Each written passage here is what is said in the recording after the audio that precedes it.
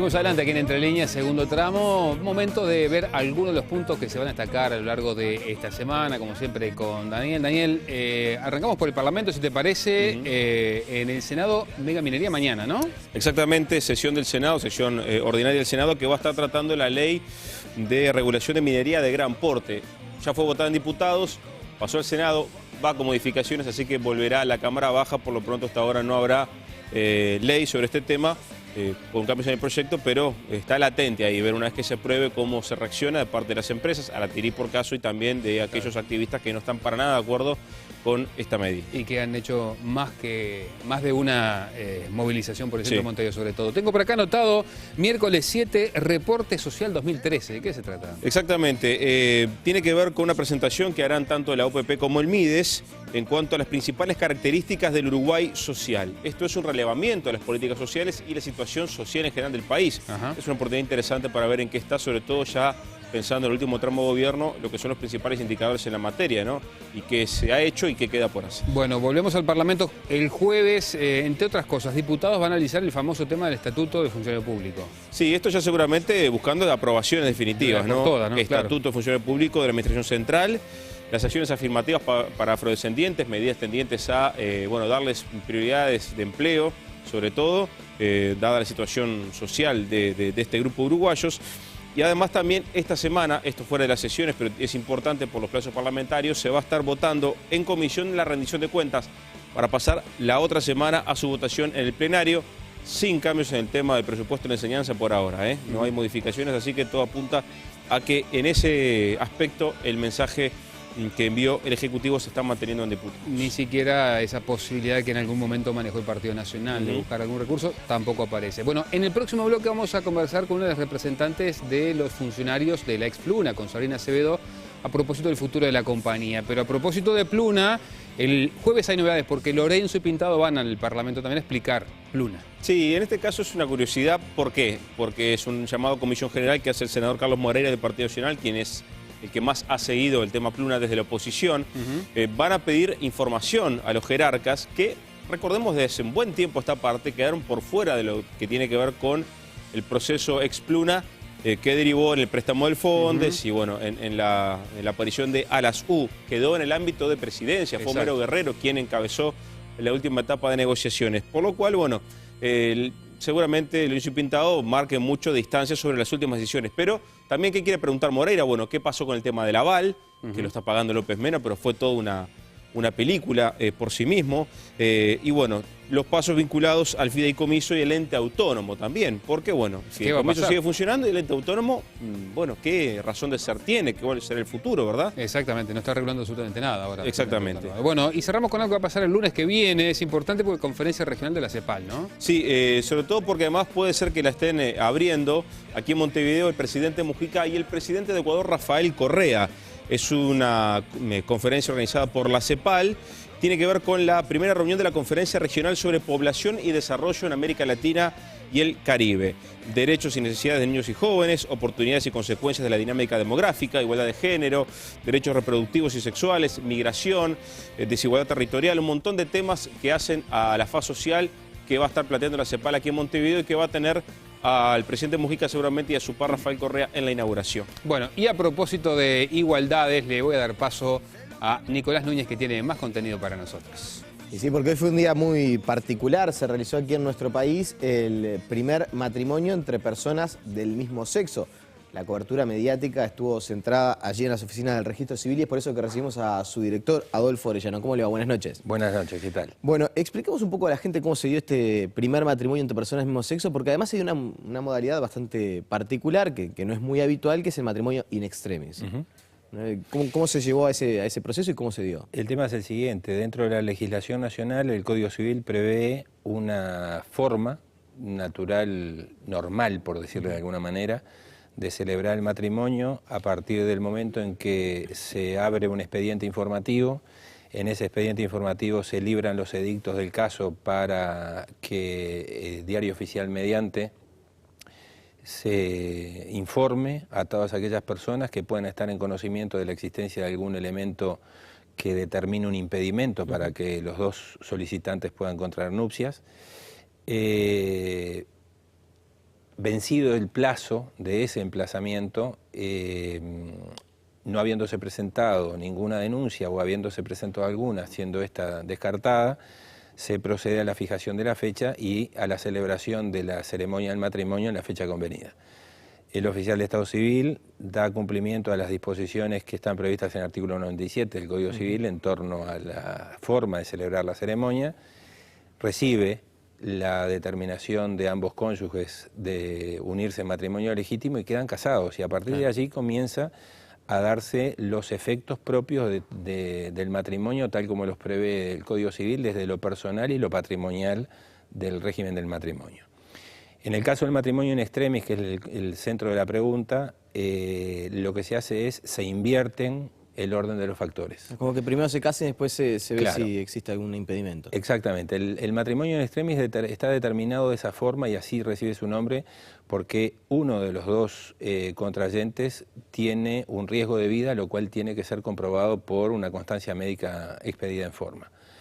Ante esa circunstancia, el oficial de Estado Civil da cumplimiento a la ley en donde dice comunicado que sea estas circunstancias, procederá a la ceremonia del matrimonio in extremis. ¿Así estaba previsto? Es decir, ¿estaba previsto que la ceremonia se realizara en el día de hoy, bien temprano de mañana, que fuera el primer matrimonio entre personas del mismo sexo, o fue una situación que de alguna manera sorprendió? Técnicamente, esta solicitud se había hecho durante el fin de semana, si mal no recuerdo, a través del teléfono de guardia, y de acuerdo a la información que dispongo, el certificado no habría estado o no tendría los elementos de comprobación suficientes como para haber actuado en ese instante. O sea que legalmente, a ver, yendo a las formalidades, todavía no están casados en forma. Eso es a lo que yo iba. Se celebró en este momento la ceremonia.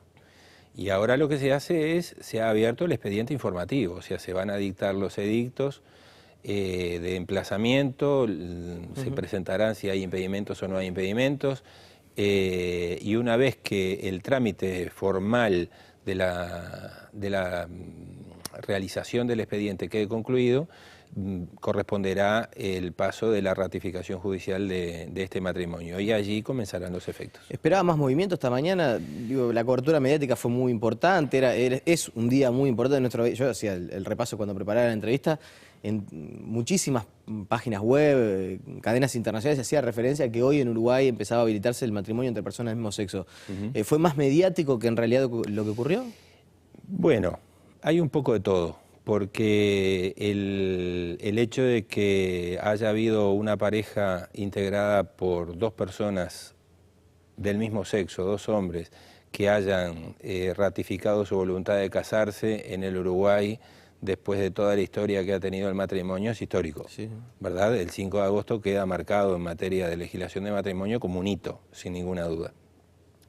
Pero desde el punto de vista cuantitativo, si bien han habido muchas consultas, por el momento la certeza plena de la realización o la consumación del interés en este sentido está en los dos matrimonios que se solicita se aprueben. Que la mañana, solamente dos. Solo los de hoy de la mañana. Bien. Mediáticamente ha sido muy movido, porque esto ha trascendido incluso en Argentina. Hoy recibí una comunicación de TELAM pidiendo información, los sitios web han vulgarmente dicho explotado, claro, ¿verdad? Y las agencias noticiosas, France Press, entre otras, y las nacionales han estado todas allí. ¿Qué modificaciones tuvo que implementar el registro civil en la interna y en lo formal para poder facilitar y que se cumpla con la ley? Bueno, las modificaciones que se han introducido no son tantas comparativamente desde lo cuantitativo, son más que nada operativas. Se libró una... Pero hubo algún retraso, ¿no? En el proceso que había que llevar de adaptación de todos los expedientes y de las formalidades necesarias del caso. El tema es que el decreto reglamentario quedó aprobado el 1 de agosto. Y hasta que eso no estuviera planteado no había una forma real de establecer, más allá de que el texto estaba prácticamente acordado previamente. Las modificaciones que se han introducido en lo que hace a las actas tiene que ver con cambiar los términos, tal como dice la ley, doña, don, marido o mujer, por términos tales como cónyuges o contrayentes, que son genéricos y que tienden justamente a lo que es la identidad de género más que a la identidad biológica que apuntaba el matrimonio previamente. Respecto a eso, las modificaciones que se han introducido y se han puesto en práctica es lo que tiene que ver básicamente con la fijación de las competencias de las oficinas actuantes y la determinación del orden de los apellidos en el caso que los padres así lo entendieran. Ya le voy a consultar sobre eso porque aparte también fue parte de la ley que se aprobó en el Parlamento, la posibilidad de que a partir de ahora en nuestro país no solamente se anote al hijo con el nombre del padre, con el apellido del padre primero, sino también la posibilidad de poner primero el apellido materno. Pero déjeme preguntarle la última vinculada estrictamente al matrimonio entre las mismas personas del mismo sexo. Aquellas que habían, por ejemplo, contraído enlace en la República Argentina, ¿tienen que hacer algún trámite adicional aquí en nuestro país o el proceso es igual al de cualquier pareja homosexual que quiera casarse? No, están casados.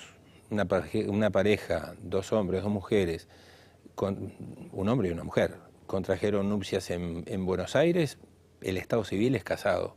Las normas de derecho internacional privado que rigen en nuestro país determinan ahora y hoy, con las disposiciones de la ley 19.075, claramente el hecho de que el matrimonio es de recibo, en la medida que se adecue a lo que son las condicionantes del matrimonio uruguayo. No tienen por qué casarse no acá en Uruguay. No, bajo ningún concepto. Me estoy refiriendo, por ejemplo, si estamos hablando de un matrimonio múltiple, ¿sí? Como puede existir en determinado tipo de colectividades, un hombre con varias mujeres o una mujer con varios hombres.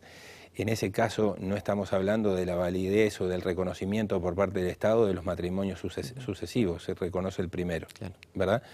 En el caso de la pregunta, no tienen que volver a casarse, su estado civil es casado.